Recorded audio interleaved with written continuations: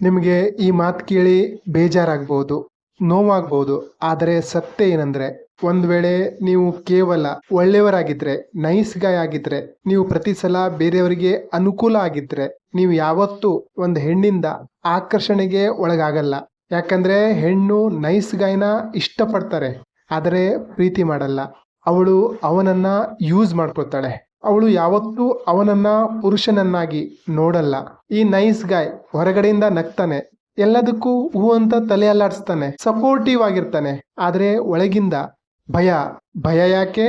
ಎಲ್ಲವಳು ಕೋಪಗೊಳ್ತಾಳೋ, ಎಲ್ಲವಳು ಬೇಜಾರಾಗ್ತಾಳೋ, ಎಲ್ಲವಳು ನನ್ನನ್ನು ದೂರ ಮಾಡ್ತಾಳೋ, ಎಲ್ಲಿ ನಾನು ಒಬ್ಬಂಟಿ ಆಗ್ಬಿಡ್ತೀನೋ. ಈ ಭಯ ಏನಿದೆ ಅದನ್ನ ಹೆಣ್ಣು ಗ್ರಹಿಸ್ತಾಳೆ. ನೀವು ಯೋಚಿಸ್ತೀರಾ ಅವಳು ಹೂ ಅಂದ್ರೆ ಸಾಕು ಅಂತ.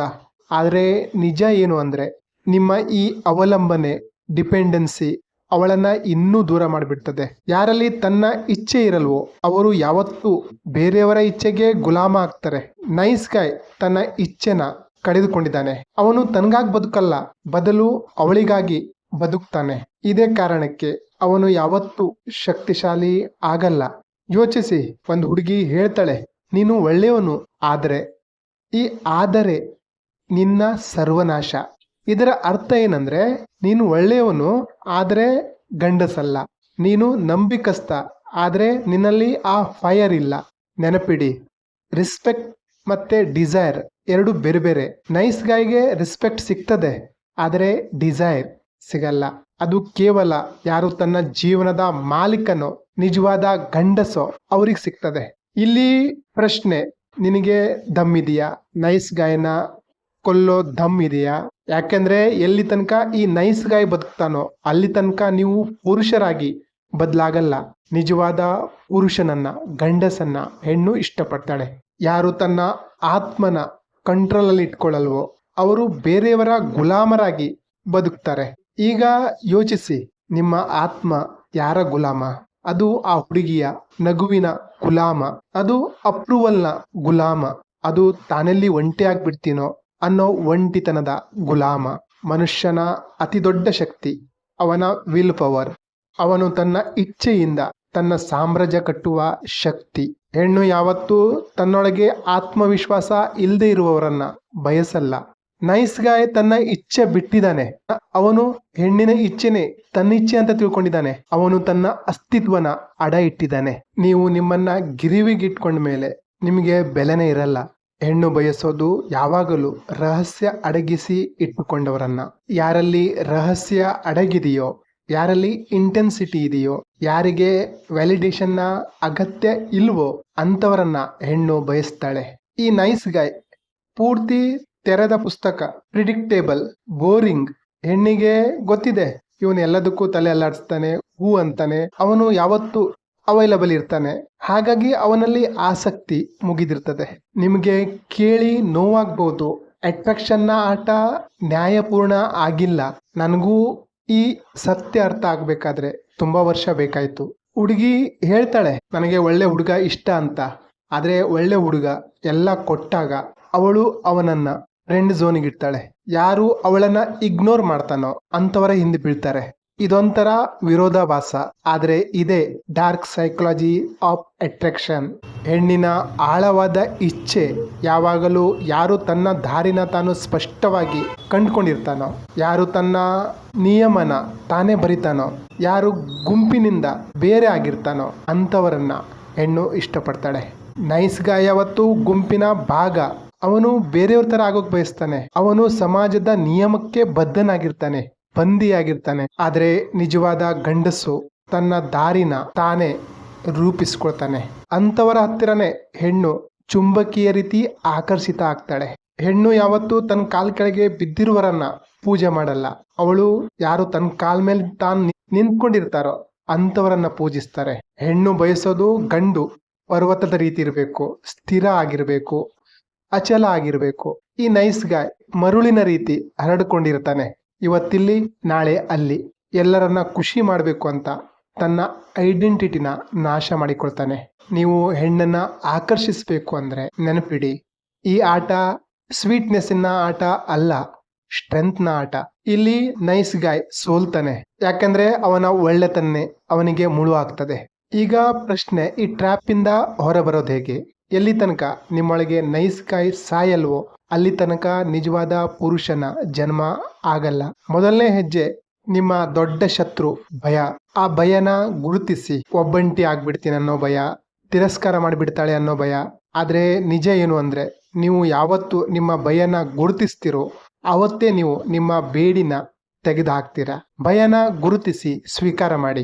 ಎರಡನೇ ಹೆಜ್ಜೆ, ಇಲ್ಲ ಅನ್ನೋದನ್ನ ಕಲೀರಿ. ಈ ನೈಸ್ಗ ಎಲ್ಲದಕ್ಕೂ ತಲೆ ಅಲ್ಲಾಡಿಸ್ತಾನೆ, ಆದ್ರೆ ನಿಜವಾದ ಶಕ್ತಿ ಇಲ್ಲ ಅನ್ನೋದ್ರಲ್ಲಿದೆ. ಯಾರಾದ್ರೂ ನಿಮ್ಮ ಸೀಮೆನ, ನಿಮ್ಮ ಬಾರ್ಡರ್ನ ಕ್ರಾಸ್ ಮಾಡಿದಾಗ, ಯಾರಾದ್ರೂ ನಿಮ್ಮ ವ್ಯಾಲ್ಯೂನ ಕಮ್ಮಿ ಮಾಡಿದಾಗ, ನಿಮ್ಮನ್ನ ಚೀಪ್ ಆಗಿ ಟ್ರೀಟ್ ಮಾಡಿದಾಗ ಇಲ್ಲ ಅನ್ನೋದನ್ನ ಕಲೀರಿ. ಇದು ಅಹಂಕಾರ ಅಲ್ಲ, ಆತ್ಮಸಮ್ಮಾನ.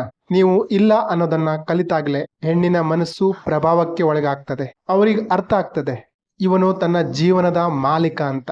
ಮೂರನೇ ಹೆಜ್ಜೆ, ವ್ಯಾಲಿಡೇಷನ್ನ ನಶೆನ ಬಿಟ್ಟು ಬಿಡಿ. ಈ ನೈಸ್ ಗಾಯ್ ಪ್ರತಿ ಸಲ ವ್ಯಾಲಿಡೇಷನ್ ಹಿಂದೆ ಓಡ್ತಾನೆ. ಅವನು ಎಲ್ಲ ಕೆಲಸದಲ್ಲೂ ಅಪ್ರೂವಲ್ ಬಯಸ್ತಾನೆ. ಯಾವಾಗ ನೀವು ವ್ಯಾಲಿಡೇಷನ್ನ ಹಸಿವೆಯಿಂದ ಇರೋದು ಬಿಡ್ತಿರೋ ಆವಾಗ ಹೆಣ್ಣು ನಿಮ್ಮ ವ್ಯಾಲಿಡೇಷನ್ಗಾಗಿ ನಿಮ್ಮ ಹಿಂದೆ ಬೀಳ್ತಾಳೆ. ಯಾಕೆಂದ್ರೆ ಹೆಣ್ಣು ಯಾವಾಗಲೂ ಬಯಸೋದು ತನ್ನಲ್ಲಿ ಪೂರ್ಣವಾಗಿರುವ ಗಂಡಸನ್ನ. ಯಾರು ತನ್ನನ್ನ ಸಾಬೀತ್ ಮಾಡ್ಕೊಳ್ಳಿಕ್ಕೆ ಬಯಸಲ್ವೋ ಅಂತವರನ್ನ. ಯಾರು ತನ್ನಲ್ಲಿ ಪೂರ್ಣ ಆಗಿರ್ತಾನೆ ಅವನೇ ನಿಜವಾದ ಶಕ್ತಿಶಾಲಿ. ಯಾವಾಗ ನೀವು ಆ ವ್ಯಾಲಿಡೇಷನ್ನ ಹಿಂದೆ ಬೀಳಲ್ವೋ ಆವಾಗ ಹೆಣ್ಣು ನಿಮ್ಮ ವ್ಯಾಲಿಡೇಷನ್ಗಾಗಿ ನಿಮ್ಮ ಹಿಂದೆ ಬೀಳ್ತಾಳೆ. ಯಾಕೆಂದ್ರೆ ಹೆಣ್ಣು ಯಾವಾಗಲೂ ಬಯಸೋದು ಪೂರ್ಣವಾಗಿರುವಂತಹ ಗಂಡಸನ್ನ. ಹೆಣ್ಣು ಯಾರಲ್ಲಿ ಒಳಗಡೆ ಬೆಂಕಿ ಇರ್ತದೋ ಅಂತವರನ್ನ ಬಯಸ್ತಾಳೆ. ಈ ನೈಸ್ ಗಾಯ್ ಹತ್ರ ಇಂಟೆನ್ಸಿಟಿ ಇರಲ್ಲ. ಅವನು ಸೇಫ್ಟಿ ಆಟ ಆಡ್ತಾನೆ. ಅವನು ರಿಸ್ಕ್ ತಗೊಳ್ಳಲ್ಲ. ಯಾವಾಗ ನಿಮ್ಮೊಳಗೆ ಪ್ಯಾಷನ್ ಜಾಗೃತ ಆಗುತ್ತೋ, ನೀವು ಪರ್ಪಸ್ ಹಿಂದೆ ಬೀಳ್ತಿರೋ ಆವಾಗ ನಿಮ್ಮ ಪ್ರತಿ ಶಬ್ದ, ಪ್ರತಿ ದೃಷ್ಟಿ, ಪ್ರತಿ ಹೆಜ್ಜೆ ಆ ಇಂಟೆನ್ಸಿಟಿನ ತೋರಿಸ್ತದೆ. ಮತ್ತೆ ಆ ಇಂಟೆನ್ಸಿಟಿನೇ ಹೆಣ್ಣನ್ನ ಚುಂಬಕೀಯ ರೀತಿ ಆಕರ್ಷಿಸ್ತದೆ.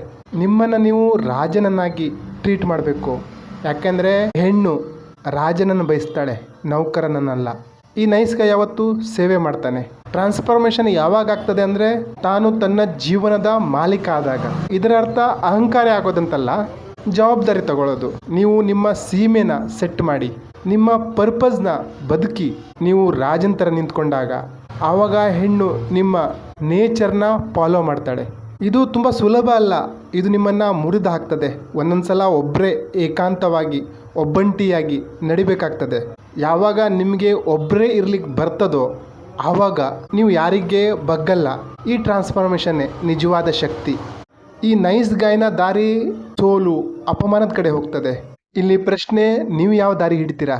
ಯಾರು ತನ್ನಂತಾನು ಗೆಲ್ತಾನೋ ಅವನು ಪೂರ್ತಿ ಜೀವನನ ಗೆಲ್ಲಬಲ್ಲ. ಇದೇ ಆ್ಯಕ್ಚುಲಿ ನಿಜವಾದ ಆಟ. ನಿಮ್ಮನ್ನು ನೀವು ಗೆಲ್ಲಬೇಕು. ನಿಮ್ಮ ಮಾಸ್ಕ್ಯುಲೈನ್ ಎನರ್ಜಿನ ಜಾಗೃತಗೊಳಿಸಿ. ಗಂಡಸ್ತನ ಅಂದರೆ ಬಾಡಿ ಬಿಲ್ಡಿಂಗ್ ಮಾಡಿ ಮಸಲ್ಸ್ ಬೆಳೆಸ್ಕೊಳ್ಳೋದಲ್ಲ, ಅಥವಾ ಹಣದಿಂದ ನಿಮ್ಮ ಜೇಬ್ ತುಂಬಿರೋದಲ್ಲ. ನಿಜವಾದ ಮಾಸ್ಕ್ಯುಲೈನ್ ಎನರ್ಜಿ, ಗಂಡಸ್ತನ, ನಿಮ್ಮ ಅಸ್ತಿತ್ವ, ನಿಮ್ಮ ಇರುವಿಕೆ. ನಿಮ್ಮ ಅಸ್ತಿತ್ವ ಎಷ್ಟು ಬಲಶಾಲಿ ಇರಬೇಕು ಅಂದರೆ ಹೆಣ್ಣು ನಿಮ್ಮ ಕಡೆ ಆಟೋಮೆಟಿಕ್ ಆಗಿ ಆಕರ್ಷಿತವಾಗಬೇಕು. ಆ ಒಂದು ಸ್ಥಿರತೆ, ಸ್ಪಷ್ಟತೆ ನಿಮ್ಮಲ್ಲಿ ಇರಬೇಕಾಗ್ತದೆ. ಹಾಗಾಗಿ ಬೌಂಡ್ರಿ ಸೆಟ್ ಮಾಡ್ಕೊಳ್ಳಿ. ಇಲ್ಲ ಅನ್ನೋದನ್ನು ಕಲೀರಿ. ಸ್ವಯಂನ ಮೇಲೆ ನಿಯಂತ್ರಣ ಸಾಧಿಸಿ. ನೀವು ಪರ್ಪಸ್ನ ಚೇಂಜ್ ಮಾಡಬೇಕು, ಹೆಣ್ಣನ್ನಲ್ಲ. ಹೆಣ್ಣು ನ್ಯಾಚುರಲಿ ಫ್ಯಾಮಿನೈನ್ನೇ ಮ್ಯಾಸ್ಕ್ಯುಲೈನ್ನ ಆಕರ್ಷಿಸ್ತದೆ. ನೀವು ನೈಸ್ ಗಾಯ್ ಆದಾಗ ನೀವು ಫೆಮಿನೈನೇ ಆಗಿರ್ತೀರ. ಕೊಡೋದು, ಒಪ್ಕೊಳ್ಳೋದು, ಬಗ್ಗದ್ದು. ಯಾವಾಗ ನಿಮ್ಮಲ್ಲಿ ಮಾಸ್ಕ್ಯುಲೈನ್ ಎನರ್ಜಿನ ಜಾಗೃತಗೊಳಿಸ್ತಿರೋ ನೀವು ಆವಾಗ ಡೈರೆಕ್ಷನ್ ಕೊಡ್ತೀರಾ. ಪರ್ವತದ ರೀತಿ ಆಗಿರ್ತೀರ. ಅಲ್ಲಿ ಫೆಮಿನೈನ್ ಎನರ್ಜಿ ಬಂದು ಸ್ಥಾಪನೆ ಆಗ್ತದೆ. ಹೇಗೆ ಮ್ಯಾಸ್ಕ್ಯುಲೈನ್ ಎನರ್ಜಿನ ಜಾಸ್ತಿ ಮಾಡ್ಕೊಳ್ಳೋದು? ಮೊದಲನೇದಾಗಿ ಇಮೋಷ್ನಲ್ ಕಂಟ್ರೋಲ್. ಈ ನೈಸ್ ಗಾಯ್ ಪ್ರತಿಯೊಂದಕ್ಕೂ ವ್ಯಾಲಿಡೇಷನ್ ಬಯಸ್ತಾನೆ. ಸ್ವಲ್ಪ ಪ್ರೀತಿ ಸಿಕ್ಕಿದ್ರೆ ಖುಷಿ ಆಗ್ತಾನೆ, ಸ್ವಲ್ಪ ಇಗ್ನೋರ್ ಮಾಡಿದ್ರೆ ಬೇಜಾರಾಗ್ತಾನೆ.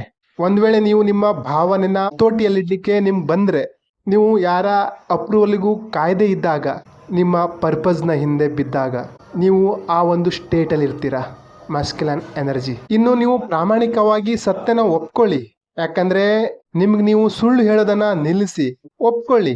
ಹೌದು, ನಾನು ಒಳ್ಳೆ ಹುಡುಗ ಆಗಬೇಕು, ಒಳ್ಳೆಯವನ್ನ ಅನ್ಸ್ಕೋಬೇಕು, ನೈಸ್ ಗಾಯ್ ಆಗಬೇಕು, ಅವಳಿಂದ ಅಪ್ರೂವಲ್ ಬಯಸಬೇಕು ಅಂತ ನಾನು ಈ ರೀತಿ ಮಾಡ್ತಾ ಇದ್ದೀನಿ ಅನ್ನೋ ಸತ್ಯ ಒಪ್ಕೊಳ್ಳಿ.